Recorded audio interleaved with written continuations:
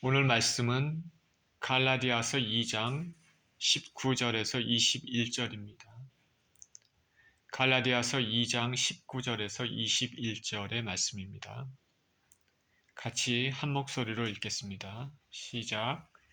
내가 율법으로 말미암아 율법에 대하여 죽었나니 이는 하나님에 대하여 살려 함이라. 내가 그리스도와 함께 십자가에 못 박혔나니 그런즉 이제는 내가 사는 것이 아니요 오직 내 안에 그리스도께서 사시는 것이라. 이제 내가 육체 가운데 사는 것은 나를 사랑하사 나를 위하여 자기 자신을 버리신 하나님의 아들을 믿는 믿음 안에서 사는 것이라. 내가 하나님의 은혜를 패하지 아니하노니 만일 의롭게 되는 것이 율법으로 말미암으면 그리스도께서 헛되이 죽으셨느니라. 아멘. 십자가에 못 박힌 인생이란 제목으로 말씀을 나누겠습니다. 기도합니다. 생명의 주님, 감사와 찬양을 드립니다. 우리 하나님 앞에 또 우리가 두려운 마음으로 예배 자리로 섰습니다. 하나님 우리 아버지, 우리 예배를 받아주시고 주의 말씀을 나누면서 말씀 가운데 우리 심령이 결단하고 아버지 하나님 변화되는 그런 시간이 되게 하여 주시고 주의 음성을 들을 수 있는 귀한 시간 되게 하여 주시옵소서. 감사드리며 우리 주 예수 그리스도 이름으로 기도합니다. 아멘.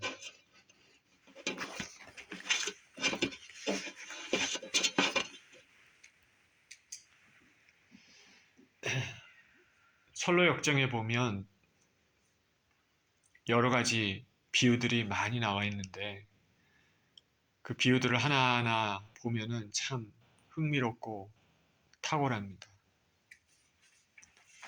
거기에 비유 중에 또 청소하는 비유가 있습니다. 해설자가 먼지 가득한 큰 거실로 주인공 크리스천을 데리고 들어갔습니다. 해설자는 거실을 잠시 살펴본 다음에 한 남자에게 그곳을 청소하라고 말했습니다. 그래서 그가 청소를 시작하자 막 먼지가 일어나서 온 방을 뒤덮었습니다. 그 같이 들어갔던 크리스찬은 그 먼지 때문에 거의 질식할 것 같습니다. 그러자 해설자는 또 옆에 있던 하녀에게 이 물을 가져다가 방에 뿌리라고 그렇게 말했습니다. 그래서 하녀가 물을 가져다가 그곳에 뿌리니까 이제 먼지는 가라앉고 하녀는 방을 깨끗이 청소했습니다. 크리스찬이 해설자에게 물었습니다. 이 일이 무엇을 의미합니까?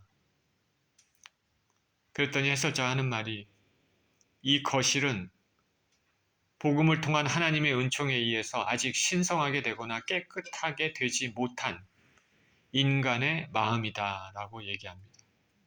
먼지가 가득 찬 그것은 아직 깨끗하게 되지 못한 인간의 마음. 그리고 먼지는 모든 인간을 타락시킨 원죄고 더러움이다 말합니다. 처음 남자가 청소를 시작했지 않습니까? 그 시작한 남자는 율법입니다. 그리고 또 하녀가 물을 가져다가 청소를 끝냈습니다. 그 하녀는 복음입니다. 처음 청소를 시작한 남자, 깨끗게 하기 위해서 온 힘을 다해서 일을 했지만 깨끗해지지 않았습니다. 먼지가 마구 휘저어져서 더 불편하게 되고 크리스찬은 답답해서 숨이 막혔습니다. 이 율법이라는 것은 마음의 죄악을 씻어주기는커녕 죄를 다시 되살아나게 하고 죄의 힘이 영혼 가운데 더욱 크게 활동하도록 한다라는 것을 보여줍니다. 그렇지만 율법이 죄를 밝혀주고 죄를 금하고 있지만 그 죄악을 이길 수 있는 힘과 생명은 주지 못합니다. 인간은 위로부터 하나님으로부터 오는 도움을 받지 않고는 스스로 죄를 깨끗게 할 수가 없습니다. 이 때문에 한여인 복음이 들어와서 방에 물을 뿌리고 했더니 먼지가 가라앉고 손쉽게 방을 치웠던 것입니다. 저는 이 비유가 율법과 복음의 관계를 잘 설명해 준다 생각합니다. 오늘 본문에서 사도 바울은 이 율법과 복음의 관계를 자신의 삶의 변화를 통해서 말하고 있습니다. 그러니까 이렇게 시작합니다. 19절에 내가 율법으로 말미암아 율법에 대하여 죽었나니 이는 하나님에 대하여 살려 함이라. 내가 율법에 대해서 죽었다 말합니다. 뭐뭐에 대하여 죽었다라는 것은 뭐뭐와 완전히 단절되었다. 바울 자신의 실제적인 경험을 얘기합니다. 율법에 대해서 죽었다 하는 것은 이례적인 표현입니다. 죽었다는 사람이 다시 또 죽을 수 있습니까? 그렇지 않죠. 한 번 죽은 것입니다. 다시 되돌아갈 수 없습니다. 우리가 이제 오늘 말씀을 통해서 알겠지만 율법에 대해서 죽었다라는 것은 율법으로부터 벗어나 살아났다라는 역설적인 말이 됩니다. 율법에 대해 죽었다는 것은 역설적으로 율법에서 벗어나 살아났다. 바울은 율법에 대해 죽음으로써 하나님에 대하여 살려 함이라 말합니다. 이제 모못에 대하여 살았다. 이것은 모모와 연결되었다 말할 수 있겠습니다. 이제 하나님과 연결이 되었다는 것입니다. 이전에는 하나님과 단절되었는데 이제는 연결이 되었다. 율법에 대해서 죽었는데 어찌하여 하나님과 연결이 돼서 하나님에 대해서 살게 된 것입니까? 다음 절입니다. 20절에 내가 그리스도와 함께 십자가에 못 박혔나니 그런즉 이제는 내가 산 것이 아니요 오직 내 안에 그리스도께서 사시는 것이라. 이제 내가 육체 가운데 사는 것은 나를 사랑하사 나를 위하여 자기 자신을 버리신 하나님의 아들을 믿는 믿음 안에서 사는 것이라. 바울은 앞절에서 율법에 대해서 나는 죽었다 말했는데 여기서는 그리스도와 함께 십자가에 못 박혔다 말합니다. 율법에 대해서 죽은 것과 그리스도와 함께 십자가에 못 박힌 것이 어떤 연관이 있을까? 여러분이 인내심을 갖고 말씀을 경청하면 알게 될 것입니다. 먼저 사도 바울은 자신이 그리스도와 함께 십자가에 못 박혔다 말합니다. 십자가에 못 박혔나니. 헬라어로 쉰의 스타우로마이입니다. 십자가에 못 박혔나니. 시제로는 완료 형태입니다. 여러분, 우리 학교 다닐 때 영어 배웠잖아요. 완료 형태 뭡니까? 그거는 과거에 있었던 일이 현재까지 영향을 미치는 것입니다. 그거 아시겠죠? 기억나는지 모르겠지만 과거에 있었던 일이 현재까지 영향을 미치는 것입니다. 십자가에 못 박혔나니 그게 완료 시제를 가지고 있습니다. 다시 말해서 과거에 십자가에 못 박혔는데 현재까지 영향을 미친다. 그러니까 현재까지 계속 못 박혀 있다는 것입니다. 바울은 예수님을 만나 믿는 순간에 그는 십자가에 못 박혔습니다. 그러므로써 예수님이 죽으신 것 같이 자신도 죽었습니다. 그리고 예수님을 믿는 현재까지도 계속 십자가에 못 박힌 상태, 죽은 상태입니다.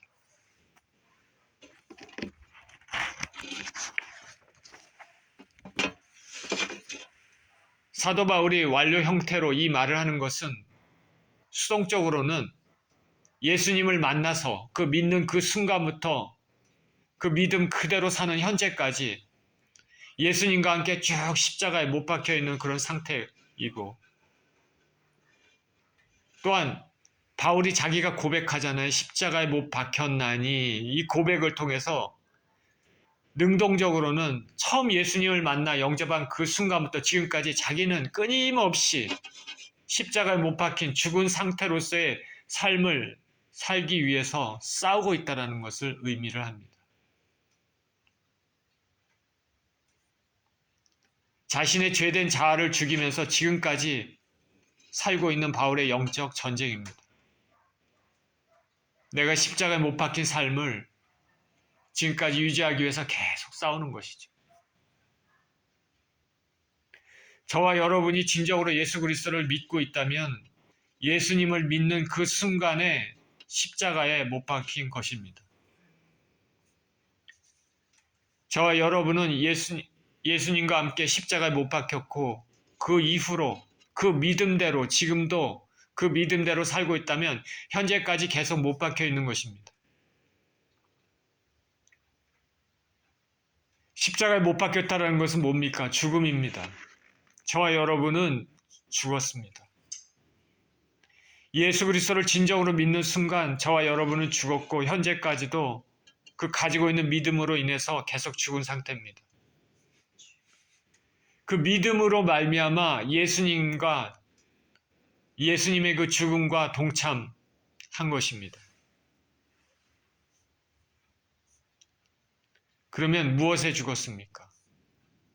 십자가에 못 박힘으로 무엇에 죽었습니까? 죄에 대해서 죽은 것입니다. 저와 여러분은 처음 예수님을 믿는 순간이 분명히 있을 것입니다. 그 순간을 정확하게 기억하는 사람도 있고 잘 모르겠다. 삶의 어느 시점에서 내가 정말로 예수님께 삶을 드리고 믿었는지 잘 모르겠다 하는 사람도 있을 것입니다. 어쨌든 그 순간은 하나님만 아시겠지만은 그 순간에 저와 여러분은 우리들의 죄에 대해서 죽은 것이고 그리고 지금 이 순간 저와 여러분이 예수 그리스도를 진정으로 믿습니까? 계속 믿으며 살아왔습니까? 그렇다면 계속적으로 죄에 대해서 죽어있는 상태에 머무는 것입니다. 죄에 대해 죽어있으면 어떤 유익이 있습니까? 성경은 죄의 삭은 사망이라 말합니다. 사망은 육체의 죽음도 되지만 영적인 무엇보다도 영의 죽음을 의미합니다. 영의 죽음은 더 끔찍합니다. 왜냐하면 영은 육체와는 달리 없어지지 않기 때문입니다. 육의 사람은 육만 중요하고 감각적으로 믿고 그것만 중요하죠. 그것만 쫓아 삽니다. 그러나 육은 영원하지 않습니다. 이 땅을 떠날 때 없어집니다. 그러나 영은 영원합니다. 우리 자신이 가지고 있는 영을 없앨 수 없습니다. 하나님께서 우리를 이 땅에 태어나게 하셨을 때 우리는 육과 더불어 영이 우리 가운데 주어진 것입니다. 육은 언젠가 없어지지만 영은 없어지지 않습니다. 영원합니다.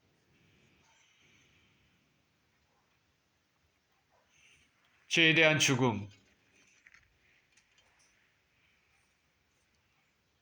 죄의 삭은 사망, 사망이라는 것은 영의 죽음입니다. 영의 죽음은 영영토록 하나님과 분리되어 멸망 가운데 고통 가운데 있는 것을 의미합니다. 그런데 우리가 예수 그리스도를 진정으로 믿는다면 그 믿음으로 말미암아서 예수님과 함께 십자가에 못 박혀서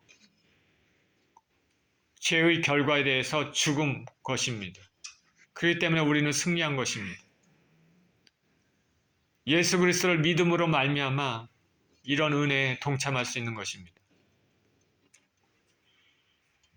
하나님께 당연하게 찬송과 영광을 돌려드려야 되지 않습니까?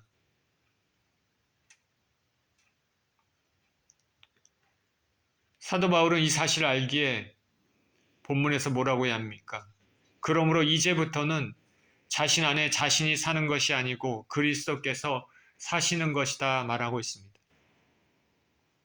내 안에 내가 사는 것이 아니라 예수님이 사신다.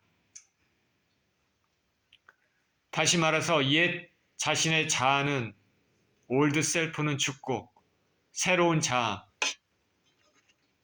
받았다는 말입니다. 이 새로운 자아 안에는 예수 그리스도께서 그 안에 거하신다는 것입니다. 바울이 예수님을 진정으로 영접한 그 순간부터 가지게 된 그 새로운 자아, 그 심령 안에는 예수께서 임재하시고 끊임없이 역사하시며 능력을 허락하셨습니다.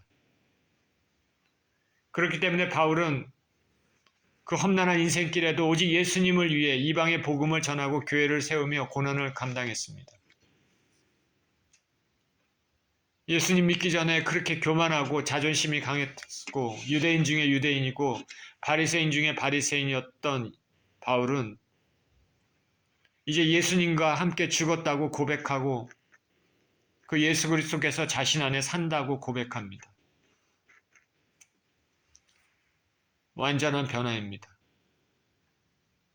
유대교에 철저했던 그에게 있어서 자기가 이전의 삶을 살았던 것에 대한 완전한 부정이고 새로운 삶을 향한 완전한 전환입니다. 그래서 이렇게 변화된 삶은 우리 주 예수님께서 지셨던 십자가를 지고 고난 가운데 또 자기를 부인하며 예수님을 따르는 제자의 삶을 살게 되었습니다. 레디컬 체인지, 예수 그리스도를 진정으로 믿으면 레디컬 체인지가 있어야 됩니다. 급격한 변화가 있어야 됩니다. 예수님을 믿었음에도 변화가 없다고는 잘 생각해 봐야 됩니다. 급격한 변화.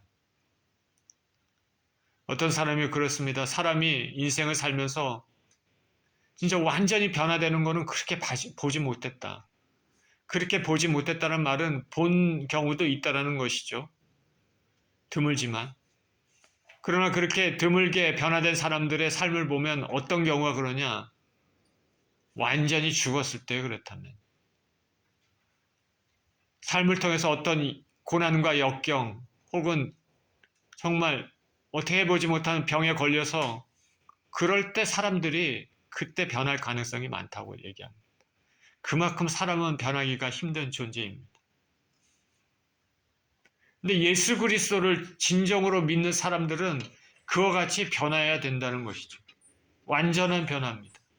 그리스도와 함께 십자가에 못 박힌 인생은 완전한 변화를 가져야 됩니다. 새로운 자아를 가지게 되었기 때문에 그렇고 그 새로운 자아 안에는 예수 그리스도께서 임재하시기 때문에 그렇습니다.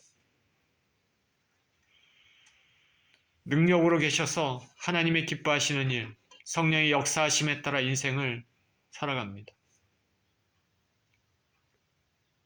저와 여러분이 심령 안에 예수님이 계셔서 삶의 동기와 목적을 이끌고 계시는지 살펴보시길 바랍니다.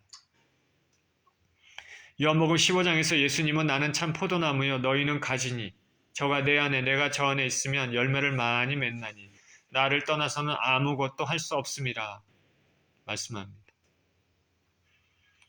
이상적인 참 제자의 모습이죠. 예수님의 참 제자, 예수님을 진정으로 믿는 제자의 삶에는 예수님이 사셔서 예수 그리스도의 영, 성령의 주관함에 따라 인생을 살게 됩니다. 지금 우리 자신을 생각해 볼 때 내 삶에, 내 심령 안에 예수님이 살아계셔서 역사하시는지, 내가 참 제자의 모습이 있는지, 내가 정말로 예수 그리스도와 함께 십자가에 못 박혔는지, 그래서 예전에 나의 옛 자아는 죽고 새롭게 주어진 새 자아 안에서 살고 있는지, 아니면 아직도 옛 자아가 살아있어서 내 삶의 방식이 이전과 전혀 다름이 없이 세상 길로 가고 세상 사람들이 가지고 있는 그 가치관을 가지고 하나님과는 전혀 상관없이 살고 있는지, 예수 그리스도를 진정으로 믿는 사람들은 예수님이 내주하시는 전혀 새로운 삶을 살게 될 것입니다. 그런즉 이제 내가 사는 것이 아니요 내 안에 예수께서 사시는 것이라. 그러니 이제 내가 사는 것이 아니요 내 안에 예수께서 사시는 것이라. 예수님을 믿는다고 하면서 아직도 죽어야 할 옛 자의 모습이 자꾸 꿈틀거려서 조그만 일에도 손해를 보지 않으려고 하고 조그만 일에도 성을 내고 화를 내고 분을 참지 못하고 사람들을 함부로 대하고 수근거리고 거짓말하고 이기적이고 머리에는 세상 복만을 추구하며 살아서 기도는 하지만 그 기도가 오직 내 것만, 내 만족만, 내 문제만, 내 가족만, 나의 유익만 챙기는 기도를 하는지, 말하는 것과 행동하는 것은 도무지 예수님을 믿는 사람이라고는 생각지 못할 말과 행동을 하는지, 그 삶을 이끄는 가치관이 하늘나라를 사모하는 것이 아니라 이 땅에 눈을 두면서 사는 것에 초점을 맞추는 것이 아닌지, 사람을 볼 때 하나님 시선이 아니라 인간의 시선으로 보는 것이 아닌지, 어딜 가나 화합하고 평화의 사람이 돼야 되는데 사랑하지 않고 분쟁과 분란만 일으키는 사람은 아닌지.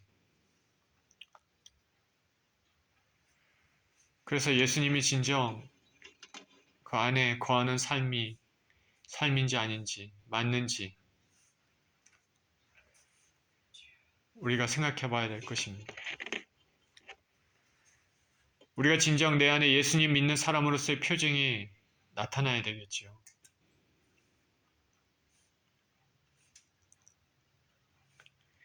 이제 내가 육체 가운데 사는 것은 나를 사랑하사 나를 위하여 자기 자신을 버리신 하나님의 아들을 믿는 믿음 안에서 사는 것이라. 이제 예수님을 믿음으로 예수님과 함께 십자가에 못 박힌 사람은 자신을 위해서 살지 않고 자신을 사랑하시고 자신을 위해 목숨을 버리신 예수님을 믿는 믿음 안에서 산다 말씀하십니다. 예수님을 믿는 믿음 안에서 산다. 그리스도인의 삶은 믿음 안에서 사는 것이죠. 우리 인간들은 인간적인 면에서도 누군가 나를 위해서 희생하고 내 대신에 죽고 나를 살리면 그 사람을 위해 평생 감사와 생명의 은인으로 살지 않습니까? 물론 그렇지 않은 파렴치한도 있지만 우리가 지금 완전한 구원을 육신의 눈으로 보지 않아서 그런지 몰라도 실제로 이렇게 예수님의 은혜에 대해 감사하며 생명을 바쳐 예수님을 위해 사는 사람들은 많지 않은 것 같습니다.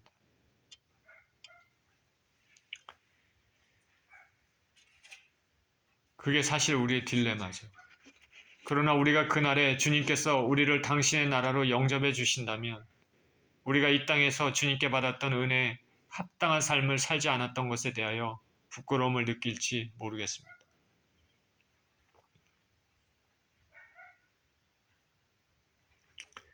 저나 여러분이나 육의 모습이 있습니다. 그렇기 때문에 완전히 감사하지 못하고 완전히 하늘나라의 가치관으로 살지 못하고 뭔가 이 땅에 것에 미련을 두며 살고 온전히 사랑하지 못하는 것이 아닌가 생각이 듭니다. 언제쯤이면 이것이 완전히 바뀌게 될까요?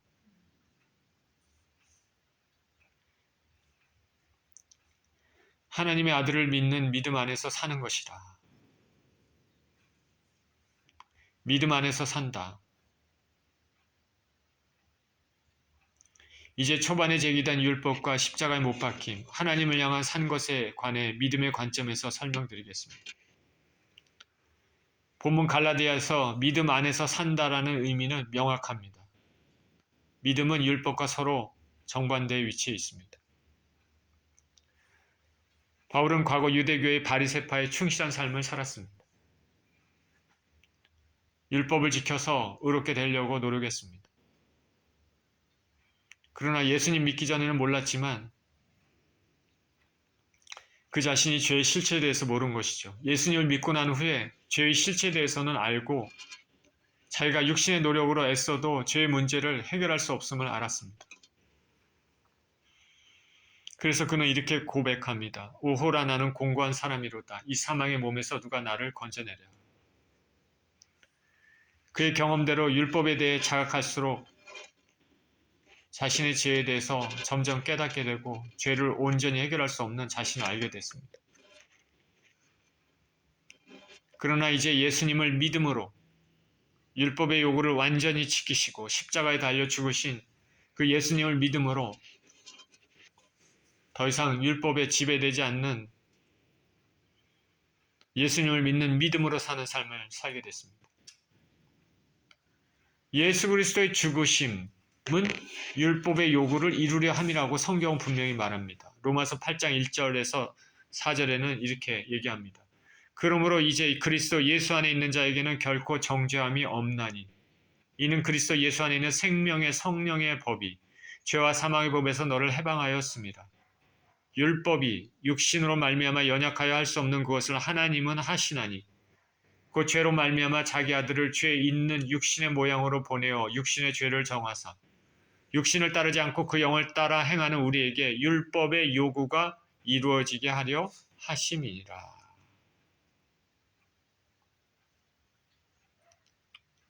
율법의 요구가 이루어지게 하심입니다. 예수 그리스도의 죽으심은 율법의 요구를 이루려 합니다. 바울은 예수님과 함께 십자가에 못 박힘으로 이제까지 자기가 메고 있던 율법의 요구로부터 자유와 해방을 얻었습니다. 저와 여러분도 진정으로 예수님 믿는다면 우리는 십자가에 못 박히고 율법의 요구로부터 자유롭게 됐습니다. 예수님이 수고하고 무거운 짐진 자들아 다 내게로 오라. 내가 너희를 쉬게 하리라. 이는 내 멍에는 쉽고 내 짐은 가벼움이라. 우리가 잘 아는 말씀입니다. 이 말씀의 원 의미가 무엇인지 아십니까? 삶의 문제와 고단함에 대해 주님께서 쉬게 하신다고 해석해서 그렇게 믿는 사람들이 많습니다. 그렇죠? 물론 예수님은 우리의 삶의 공고를 해결해 주시는 분입니다. 그러나 이 말씀의 원래 의미는 율법을 지킴으로 구원을 얻어야 하는 우리 인생들, 삶이 매우 피곤하고 공고합니다. 그 율법을 어떻게 다 지키겠습니까? 그 무거운 짐을 우리 주 예수 그리스도께서 내려놓게 하셨다는 의미를 가지고 있는 것입니다.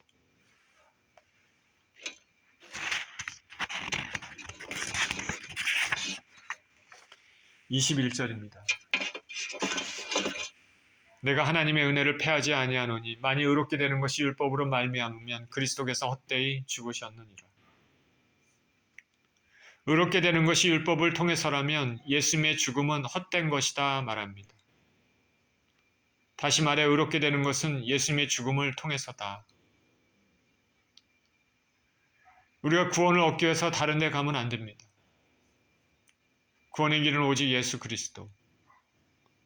세상의 많은 종교들은 자기 나름대로 열심히 행위와 선행을 쌓고 그것을 통해 하나님께 인정받는다고 생각하지만 성경은 단호히 말합니다. 오직 구원은 예수 그리스도. 하나님 아버지께 인정받는 것도 오직 예수님을 믿음으로만. 하나님은 죄된 인생들을 위해 살 길을 예비해 주셨습니다. 하나님이 모든 것을 준비해 주셨습니다. 저와 여러분, 우리 인생들은 그것을 감사하며 받기만 하면 됩니다. 오늘 본문은 갈라디아서에 있는 말씀인데 갈라디아 교회 유대주의자들이 주장했습니다. 다시 율법으로 돌아가야 된다. 그것은 예수 그리스도의 십자가를 무의미하게 만드는 것입니다. 율법으로 의롭게 되는 것이 율법으로 말미암으면 그리스도께서 헛되이 죽으셨느니라. 아니 예수님을 십자가에 다시 못 박히게 하는 것이나 마찬가지죠. 스스로 하나님의 은혜를 차버리는 행위가 되는 것입니다.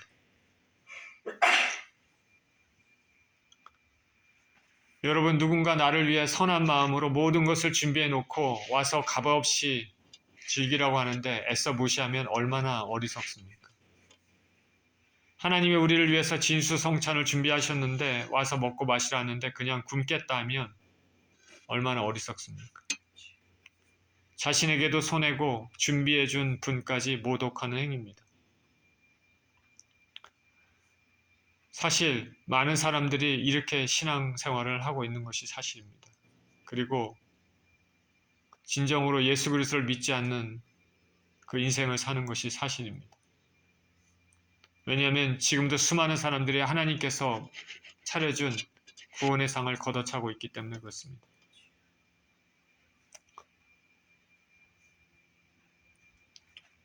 주일에 예배 드리는 것이 얼마나 기쁜 일인지 아십니까? 하나님 앞에 찬송드리고 기도하는 것이 얼마나 기쁜 일인지 아십니까?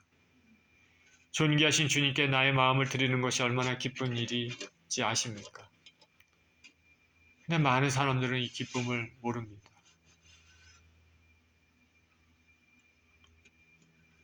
또한 교회에 출석하는 적지 않은 사람들이 예배에 기쁨이 없이 의무감으로 의례 행사의 일부분으로 드립니다. 안타까운 일이고 손해가 되는 일이죠. 복음서에 예수님이 잔치를 마련하고 사람들을 초청해도 각기 자기 일에 바쁘다고 핑계로 참석하지 않았습니다. 그래서 예수님은 종들에게 초청을 한 사람들이 오지 않으니까 산과 들에 나가 만나는 사람대로 불러 잔치상에 오라고 했습니다. 예수님이 이 비유를 하신 것은 그 당시와 앞으로 온 이어지는 세대에서 일어날 일들을 미리 아시고 이렇게 말씀하시는 것이죠. 예수님의 이 비유가 지금 딱 적절하지 않습니까?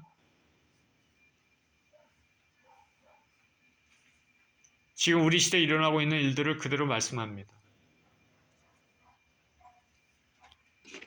다시 본문으로 돌아가서 율법과 의의 상반됨에 서로 반대가 된다는 것에 말씀을 이어가는데 사람이 의롭게 된다는 것은 하나님 앞에 인정받는다는 것이고 구원을 얻는다는 말과 같습니다. 저와 여러분이 구원을 받기 위한 그 값은 얼마나 되겠습니까?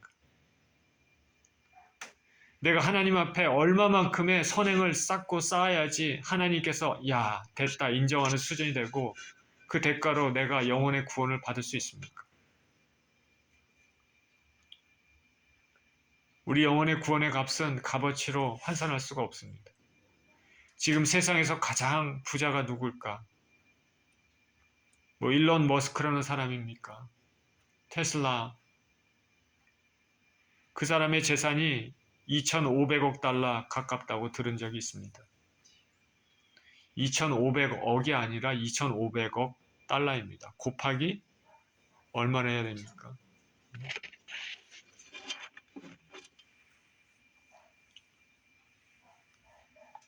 그 사람이 구원을 얻기 위해 자기 재산 모두를 하나님께 드린다고 구원을 얻을 수 있습니까? 구원의 가치는 돈으로 환산할 수 없는 것입니다. 다시 말해 우리가 아무리 애를 쓰고 선행을 한다고 해서 얻을 수 있는 것이 아닙니다. 더군다나 타락한 본성을 가지고 있는 자가 어찌 죄 없이 하나님 앞에 설 수 있습니까? 구원은 오직 예수님의 피의 공로, 나의 죄를 대신 지시고 죽으신 예수님, 그 예수님의 십자가에 믿음으로 동참한 사람만이 얻을 수 있는 것입니다. 예수님과 함께 내가 십자가에 못 박혔다. 그래서 예수님과 함께 죽고 내 죄를 위하여 피 흘리신 그 예수님을 믿음으로 말미암아 내 죄가 사해졌다. 그렇게 진정으로 믿는 그 사람만이 구원의 선물을 받을 수 있는 것이죠. 그래서 바울은 내가 하나님의 은혜를 패하지 아니한다 말하고 있습니다. 여기서 은혜, 카리는 하나님께서 값없이 그냥 주는 선물입니다.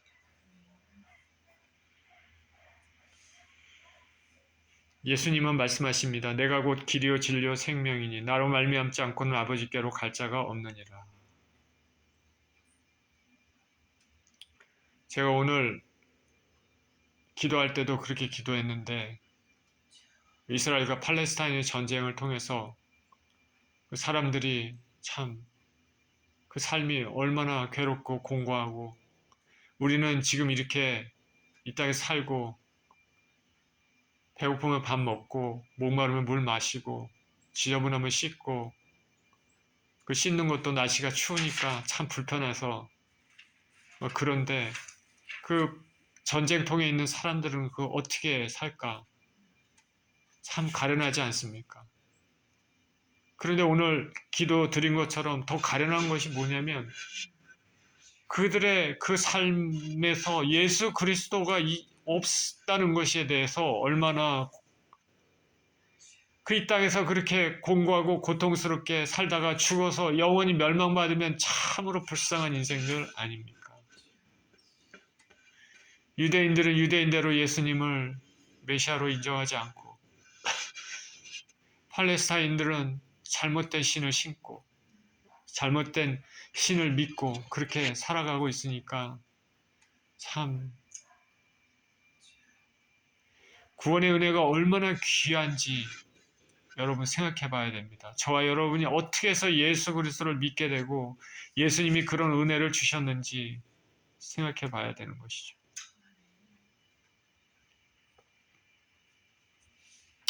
내가 곧 길이요 진리요 생명이니 나로 말미암지 않고는 아버지께로 갈 자가 없느니라. 오늘 말씀이 너무 이론적이고 신학적이라 생각할 수 있지만 명심하십시오. 예수님의 공로로 우리는 믿음으로 동참함으로 구원을 얻습니다. 내가 이룰 수 없는 구원의 길을 예수님께서 대신 이루어 주셨습니다. 믿음으로 감사함으로 동참하면 됩니다. 저와 여러분이 진정으로 예수님의 십자가의 은혜에 깊이 감사하고 있어야 될 것입니다. 이 은혜를 진정으로 안다면 삶이 당연히 변화될 것입니다. 결론을 맺습니다. 예수님과 함께 십자가에 못 박힌 사람들은 예수 그리스도를 마음에 모시는 사람이고 더 이상 율법에 얽매인 사람이 아닙니다. 이 사람은 이전에 율법을 지키려고 애써도 얻지 못했던 그런 의로움을 하나님으로부터 받은 사람입니다. 우리의 힘으로 이룰 수 없는 구원의 은혜가 예수님 십자가의 공로로 주어졌습니다. 우리는 그의 피의 공로를 믿음으로 예수님의 십자가에 동참했습니다. 그러니까 저와 여러분이 진정으로 예수 그리스도를 믿는 사람이라면 더 이상 내 자신이 아니라 나를 위해 죽으신, 그 은혜를 허락하신 하나님 아버지를 위해 살고 나를 위해 죽으신 주님을 위해 사는 것입니다. 예수님과 함께 십자가에 못 박힌 인생, 예수님과 함께 십자가에서 죽은 인생, 그래서 죄사함을 받고 새롭게 변화된 인생, 감사하는 인생을 살아야 합니다. 구원의 은혜 주심에 평생 감사하며 사시는 저와 여러분 모두 되시기를 예수 그리스도 이름으로 축원드립니다. 자, 눈을 감고 같이 기도드립니다.